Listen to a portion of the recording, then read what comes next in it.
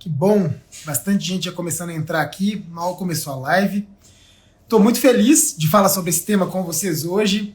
Atonia uterina pós-parto é um tema bastante importante para quem vai prestar prova, é um tema que cai bastante em prova, seja do TEGO, prova de residência.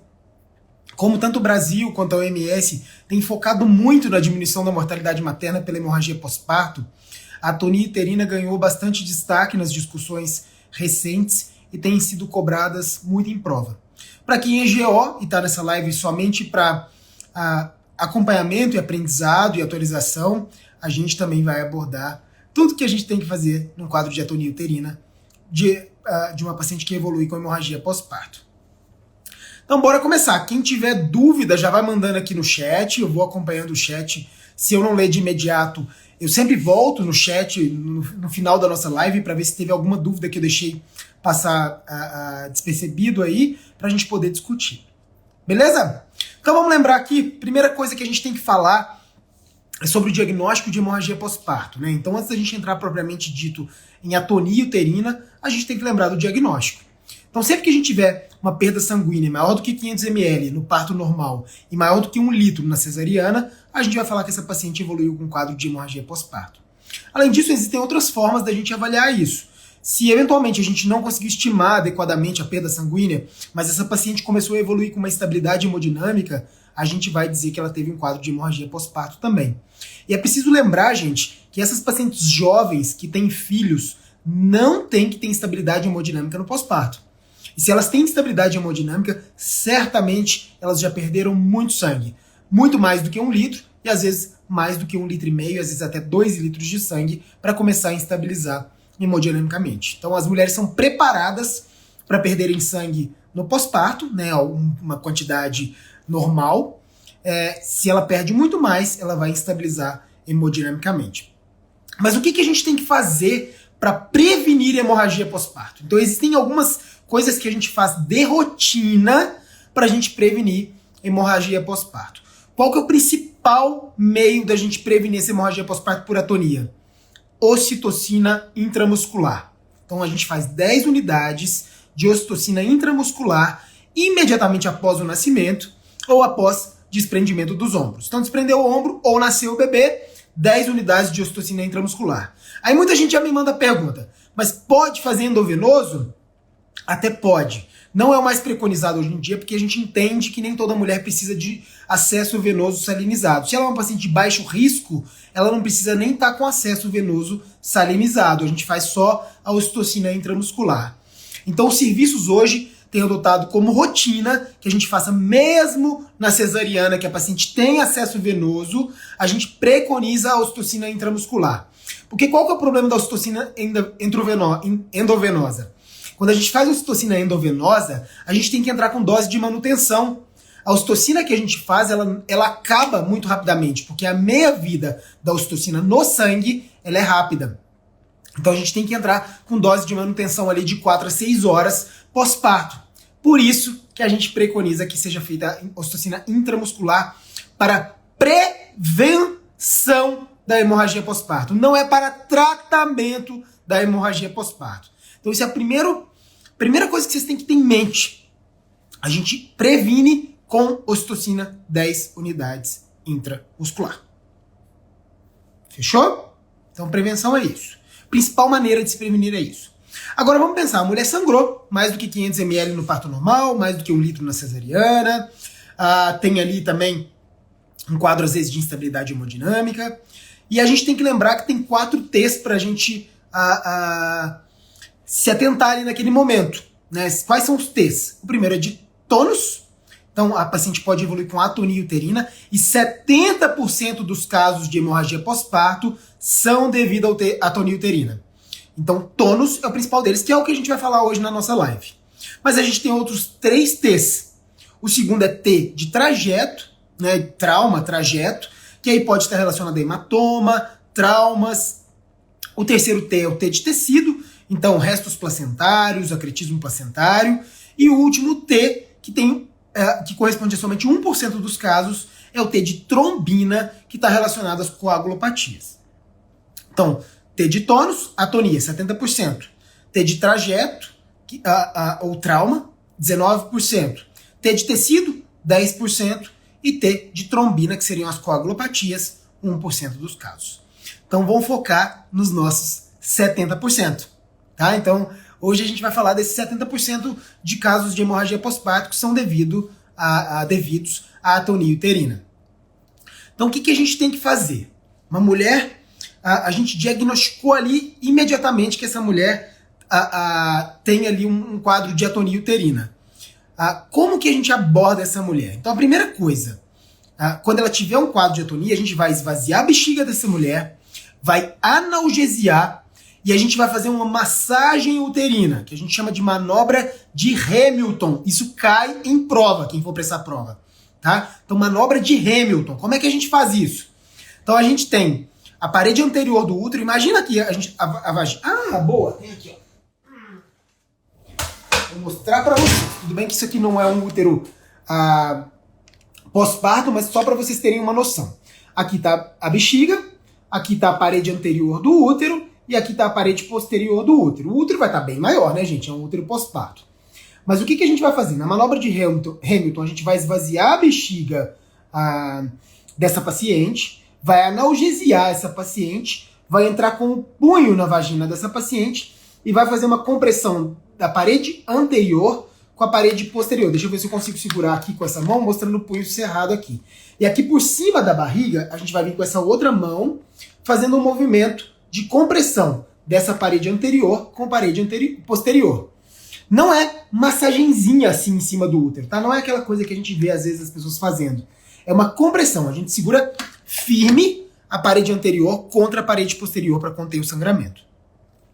Ao mesmo tempo, a gente vai pegar 2 acessos salinizados, né? Então, para essa paciente, a gente garante também acesso para essa paciente, faz sondagem vesical de demora, entra com oxigenoterapia por máscara, e aí a gente vai pensar em máscara a 8 a 10 litros por minuto, tá bom? Não é catéter nasal, não é seca-meleca, né? Então a gente tem que pensar na máscara mesmo. E a gente vai entrar com soro e uterotônicos. Lembrar que os cristalóides, isso é muito interessante. Os cristalóides, a gente vai entrar com no máximo 1,5 litro de cristalóide. Sabe aquela coisa que a gente fazia no passado? Abre o soro e deixa aberto? A gente não faz mais. Porque hoje já se sabe que se a gente infunde muito líquido nessa paciente, a gente dilui os fatores de coagulação. E se a gente diluir os fatores de coagulação dessa paciente, a gente infelizmente vai piorar um dos quadros que pode ser a tríade letal do choque hipovolêmico, que é a coagulopatia. Então só para lembrar vocês, a gente tem 3 pontos principais que são a tríade letal do choque hipovolêmico. Coagulopatia, hipotermia e acidose. Então a gente tem que prevenir essas 3 coisas. Então a gente vai fazer no máximo aí 1,5 litro de cristalóides, e junto desses cristalóides a gente já começa com o primeiro uterotônico que a gente tem. E talvez o mais importante, né, dizendo assim, é a ocitocina. Então a gente entra com uma ocitocina agora endovenosa, em que a gente faz 5 unidades de ocitocina ali endovenosa em bolos, tá? E mais rapidinho, ali em 10 minutinhos, 5, 10 minutinhos. E na sequência, a gente entra com uma dose de manutenção de ocitocina. Então 250 ml hora de um soro, com 20 a 40 unidades de ocitocina. Então a gente vai fazer o quê? Pega 20 a 40 unidades de ocitocina, que são 4 ou 8 ampolas de ocitocina, dilui em 500 ml de soro fisiológico, preferencialmente o cristalóide ou um Ringer lactato, e deixa correr a 250 ml hora. Então a gente vai correr assim por 2 horas. Isso seria a dose de manutenção. Só que se essa paciente não responde à ocitocina, a gente tem que pensar em um outro uterotônico, né? Então aí a gente começa a escalonar. Mas antes disso, nesse primeiro manejo ali inicial, a gente tem que lembrar que a gente tem que prevenir a paciente também de hipotermia. Então a gente tem que entrar com manta térmica para ela. Então nós já fizemos a oxigenoterapia para evitar acidose. Nós já fizemos a infusão de cristalóide, racional de cristalóide, preferencialmente cristalóide aquecido, porque se a gente faz cristalóide frio demais, a gente vai piorar a hipotermia. E a gente tem que colocar manta térmica nessa paciente. Então, se a gente não tiver manta térmica, tentar aquecê-la com soros aquecidos, com um cobertor, com o que a gente tiver disponível. Mas a manta térmica custa muito barato e vale a pena cobrar no serviço que vocês trabalham. Certo? Lembrando aqui, a gente fez 10 unidades de ocitocina intramuscular para prevenção, mas a paciente sangrou. E se ela sangrou, aí sim a gente vai fazer a ocitocina aí 5 unidades em bolos e depois 20 a 40 unidades num soro diluído aí em 500 ml, que vai correr a 250 ml hora, nas primeiras 2 horas. Na sequência, a gente faz essa mesma diluição e corre a 125 ml hora por 4 horas. E na sequência, se precisar, a gente prolonga esse tratamento até 24 horas, rodando a 67,5 ml hora. Certo? Agora, se ela não responde à ocitocina, a gente tem que lembrar que a gente tem um grande adjuvante aí, que não é o uterotônico, que já entra no começo da cadeia. Então, o paciente teve hemorragia pós-parto, a gente vai entrar com a ocitocina, juntamente com o quê? Que droga que é essa? O ácido tranexâmico, que a gente faz 1 grama de ácido tranexâmico, são 4 ampolas de 250 miligramas, que a gente faz em 10 minutos. E o ácido tranexâmico, se essa paciente não para de sangrar em até 30 minutos, a gente pode repeti-lo após 30 minutos. Ou até em 24 horas, aí, se ela voltar a sangrar em algum momento. Então, o ácido tranexâmico a gente faz 1 grama e depois pode repeti-lo após meia hora, se ainda for necessário. Então, entramos ali no tratamento. Manobra de Hamilton, esvaziamos bexiga, fizemos analgesia, compressão da parede anterior com a posterior do útero, entramos com ácido tranexâmico e ocitocina. Não resolveu nesse primeiro momento, o que a gente faz? Ergotrate, derivados do ergo, metergin, tem vários nomes aí. Como é que a gente faz? 0,2 miligramas, é intramuscular. Lembrar que a gente não pode utilizar se a paciente tiver o quadro hipertensivo, seja ele por hipertensão arterial crônica ou seja por pré-eclâmpsia. Tá? Não tem recomendação porque ele pode causar vasoconstrição e prejudicar essa hipertensão da paciente. Então, a gente faz 0,2 unidades, pode repetir até 4 doses, tá? Na verdade, até 5 doses, né? Então, a primeira dose a gente repete até mais 4 doses, então a gente pode fazer até 1 miligrama, a gente repete a cada 20 minutos aí, 3 doses, tá? E depois a gente pode fazer de 4 em 4 horas, se for necessário. Se não resolve com o ergotrate, a gente tem que passar para a próxima etapa da cadeia aí. Qual que é essa medicação que a gente tem? De terceira linha aí, mas que eu brinco que dependendo do quadro de hemorragia, a gente vai tudo na sequência, gente. Não fica, vamos ver aqui se a ocitocina vai melhorar, agora eu faço o ergotrate. Se o quadro estiver evoluindo por uma gravidade, gente, entra com o uterotônico tudo de uma vez, tá? Então, o misoprostol a gente vai utilizar como terceira linha, mas a gente acaba que a gente tem que lembrar que existe um período de latência. E o período de latência do misoprostol para via retal é de 15 a 20 minutos. Então, quando a gente insere o comprimido via retal, ele vai demorar de 15 a 20 minutos para começar a agir. Ou seja, se eu estiver diante de um quadro que é uma paciente com uma hemorragia pós-parto aparentemente grave, eu não vou esperar muito tempo, eu vou colocar esse misoprostol logo, tá? Para contrair esse útero de uma forma mais eficaz, tá bom? Então, a gente faz 800 microgramas de misoprostol via retal. Se vocês lerem na literatura, existe também a possibilidade de fazer misoprostol via oral, mas na prática no Brasil isso não é liberado em bula, por isso que a gente não utiliza. Então no Brasil é via retal. Combinado?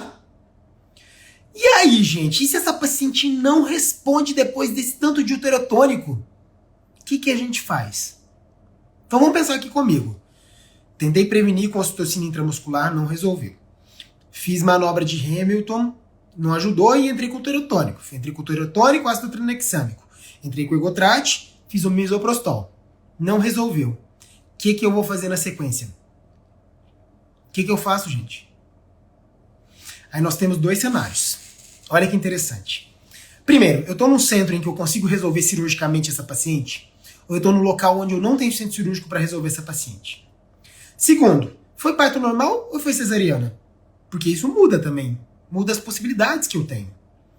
Então, se eu não estou num cenário em que esse cenário é favorável para eu fazer uma cirurgia, caso seja necessário, eu vou simplesmente colocar essa paciente, e aí nesse caso, obviamente, foi um parto normal, você não tem centro cirúrgico, né?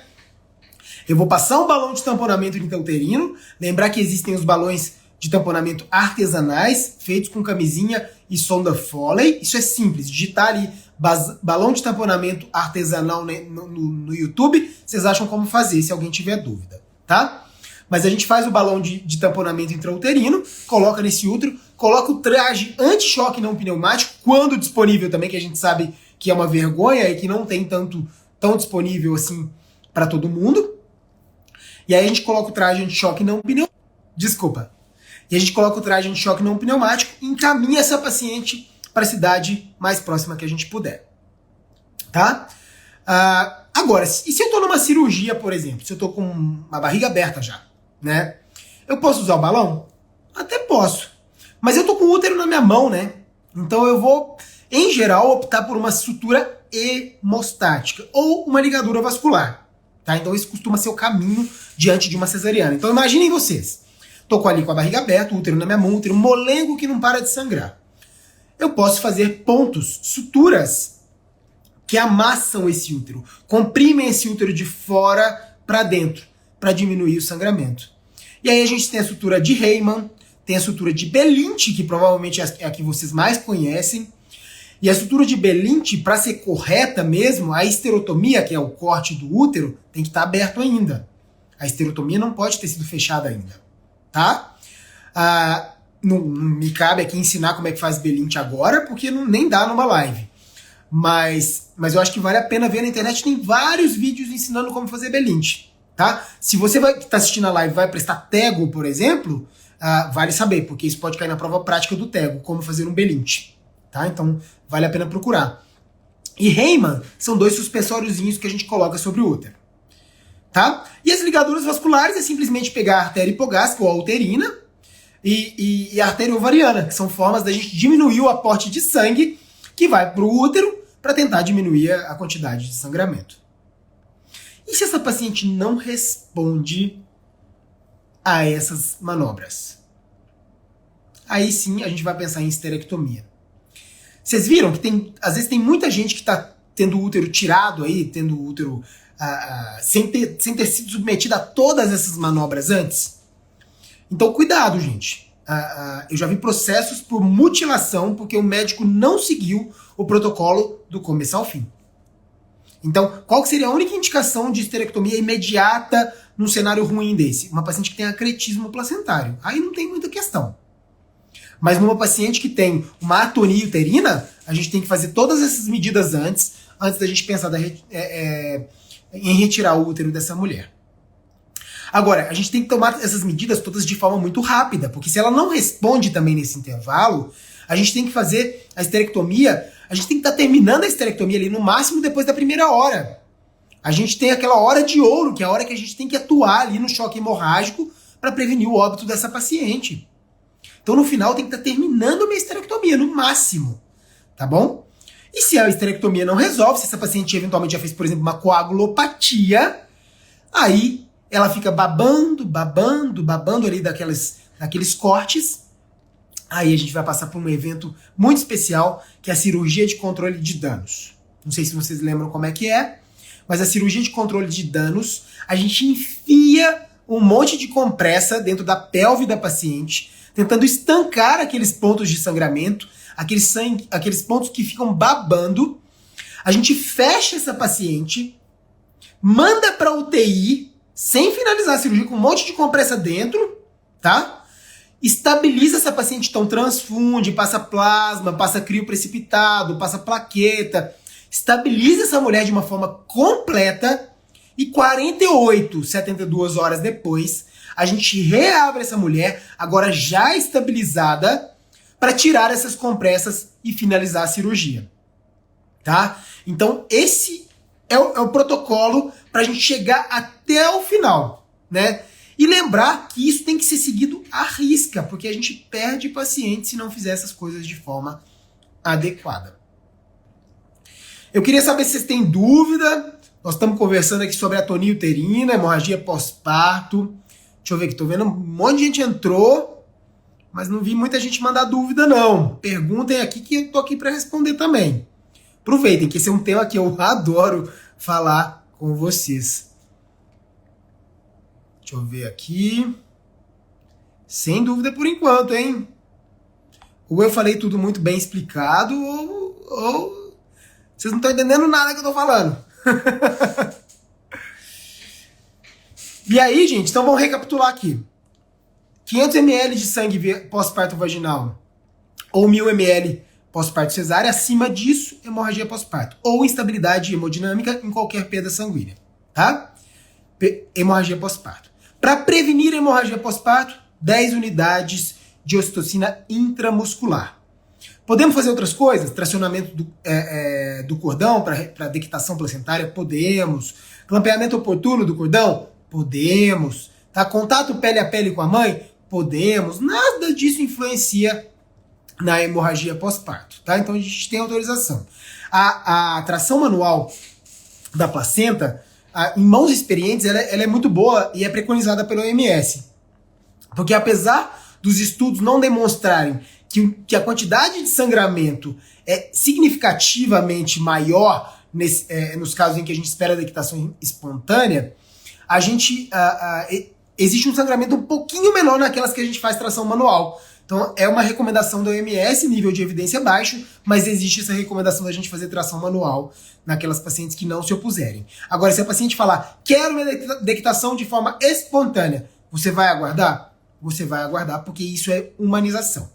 Tá certo? Se a gente explicar o risco-benefício e ela ainda assim quiser a dequitação espontânea, é respeito à autonomia da paciente. Combinado? Aí tá perguntando aqui a Marina. Mesmo uma paciente hipertensa, que fez uma hipotensão por RAC, não deve usar o ergotrate? Não deve, Marina. Não existe recomendação. Então, se a paciente for hipertensa de base, não se usa o ergotrate, tá bom? Então, evitem o ergotrate e vão direto aí pro misoprostol. Então, da ocitocina com o transamin ali como primeira escolha, a gente passa na sequência direto para o misoprostol. Normalmente vemos atonia após a esterorrafia, sendo assim o Belint acaba sendo feito após a esterorrafia. Tem problema? Eu não sei o nome, se é Bruno, Basali. Vamos falar o Basali aqui. Basali, é o seguinte, o que acontece? Esse Belint é meio modificado, a gente vê as pessoas fazendo isso, mas na prática não é um Belint correto. Quando a gente faz o Belint, a gente teria que transfixar a parede posterior do útero e ver esse fio passando por dentro do útero, dentro da cavidade uterina. E quando a gente faz com a esterorrafia já fechada, a galera dá um pontão assim, né? Dá um pontão ali atrás e seja o que Deus quiser. Mas não é o Belint de forma correta. Para esses casos, Fabiano, eu acho que é até melhor a gente utilizar a sutura de Heyman, que é super simples. É como se a gente fizesse 2 suspensórios no útero. Deixa eu ver se eu consigo mostrar isso para vocês de alguma forma.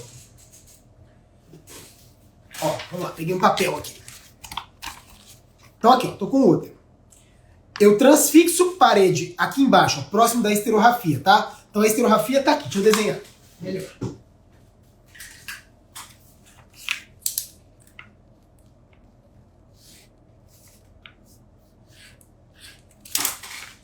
A esterorrafia tá aqui, tá bom?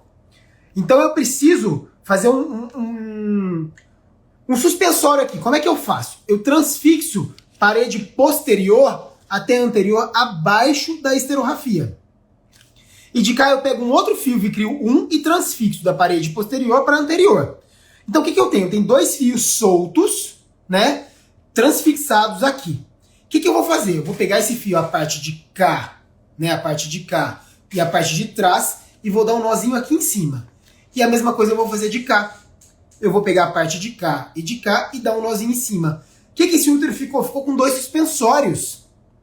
E aí esses 2 suspensórios, o que eu vou fazer com eles? Eu vou dar um nó e vou pressionar esse útero, esmagando como se eu estivesse fazendo o Belint. Tá? Então, é uma versão modificada para casos em que a gente já tem a esterorrafia realizada. Eu acho muito mais legal, eu já fiz várias vezes o Heyman e ele funciona muito bem também, tá? É uma opção muito boa. Deixa eu ver o que chegou de pergunta mais. Roberta, fazer ocitocina após o desprendimento da placenta aumenta o risco de hemorragia? Aumenta, Roberta. Essa história de que vai enluvar a placenta, não tem isso, tá? Pelo contrário, os estudos mostram que isso inclusive auxilia na dequitação. Então existe uma recomendação que se faça após o desprendimento do ombro ou o nascimento. Isso sim não faz diferença, se é após o desprendimento do ombro ou após o nascimento completo. Mas tem que fazer. E pode fazer tranquilamente após o nascimento. Antes de dectar a placenta, eu faço de rotina, não tenho retenção placentária. Vez ou outra vai ter uma placenta que vai te dar mais trabalho, mas daria independente da sua ocitocina ou não. Combinado? Paciente asmática também não deverá fazer o uso de Ergotrate? Sinara, não tem essa recomendação. A asma não é contraindicação ao Ergotrate, pode ser utilizada. O que você deve estar confundindo é que antigamente o misoprostol não podia ser utilizado para asmáticas, mas isso também já caiu por terra e a gente pode utilizar nas asmáticas também, certo? O que não pode ser utilizado Ergotrate também? Só para ficar claro também, além das hipertensas. Paciente que está em uso de macrolídeo também não deve usar Ergotrate. E paciente HIV positivo que usa inibidor da protease também não deveria utilizar Ergotrate. Essas são as contraindicações principais. Mais alguma dúvida, gente? Estamos caminhando para o final da nossa live.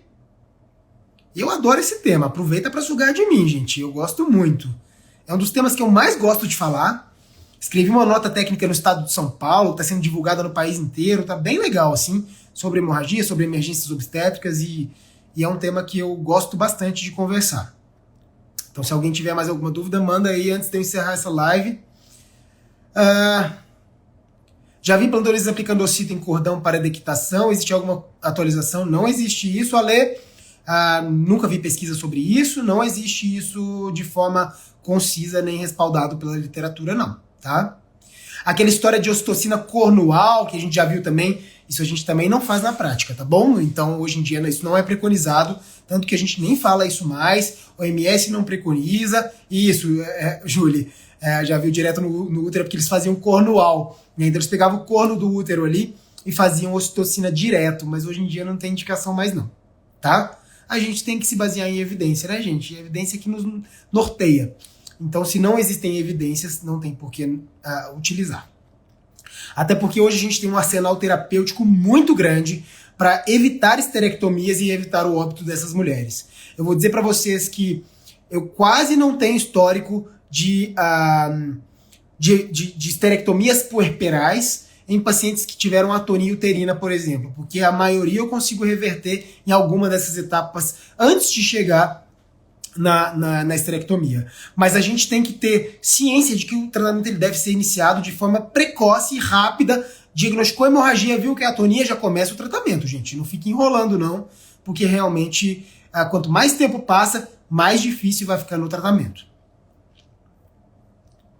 Após o controle da atonia, manter a ocitocina em soro glicosado 5%, quanto tempo? Após o tratamento, sim, foi o que eu falei, a gente tem as doses de manutenção, né? A dose de manutenção de ocitocina a gente faz diluído em 500 ml de soro, que aí vai depender, né? Em geral, se a gente já infundiu o cristalóide total, a gente vai preferir o soro glicosado sim, viu, Basali? Então a gente vai optar pelo soro glicosado para essa manutenção. Se a gente já estabilizou essa paciente, está tudo direitinho, a gente faz 20 a 40 unidades de ocitocina, que seriam 4 a 8 ampolas, diluído num soro de 500, que a gente faz 250 ml hora por 2 horas. Depois a gente faz a mesma diluição e roda a 125 ml hora por 4 horas. E depois, se precisar, depois dessas 6 horas, aí a gente mantém de 6 horas até 24 horas a 67,5 ml hora. Mas tudo nessa diluição. Então, 20 a 40 unidades em 500 ml de soro. Sem problema, Basali. Estamos aqui para discutir mesmo, conversar. Mas é isso aí que a gente faz, tá? E a gente tem a manutenção aí até do Ergotrate, tá? Existe a possibilidade também de a gente entrar com dose de manutenção que a gente pode fazer a cada 4 horas, até no máximo 5 doses. Lembrando que a gente faz uma ali, pode repetir daí 20 minutos, depois pode repetir daí 20 minutos, depois a cada 4 horas, completando aí no máximo 1 miligrama dia. Mais alguma dúvida, gente? Vamos encerrar a nossa live? Vocês gostaram? Quem gostou aí, dá uma curtidinha pra eu saber. Quero saber se vocês gostaram. Aprenderam alguma coisa? Ficaram com alguma dúvida? Tem alguma coisa, algum tema que vocês gostariam que a gente abordasse nessas lives? Fala pra gente. O misoprostol via retal só pode fazer a dose total em aplicação, dose única, é dose total em dose única mesmo. Os comprimidos são de 200 microgramas, tá? E a gente aplica esses comprimidos todos de uma vez. São 4 comprimidos a 800 microgramas de uma vez. Mais alguma dúvida? Então vamos encerrando. Estou muito feliz. Obrigado por terem ficado até o final. A gente manteve aí uma continuidade. O vídeo vai ficar disponível, Basali. Vou deixar aqui, já vou salvar, já vou colocar aqui uma vinhetinha falando a live sobre o que é também, para quem quiser assistir em qualquer momento. Então compartilha com os colegas aí também, para quem deve aprender isso, que a gente sabe que tem muita gente que na prática precisa ouvir e aprender sobre isso. Combinado? Beijo para todos. Roberta, vamos falar sobre o climatério. O climatério é um tema importantíssimo. Nos vemos na próxima. Tchau, pessoal!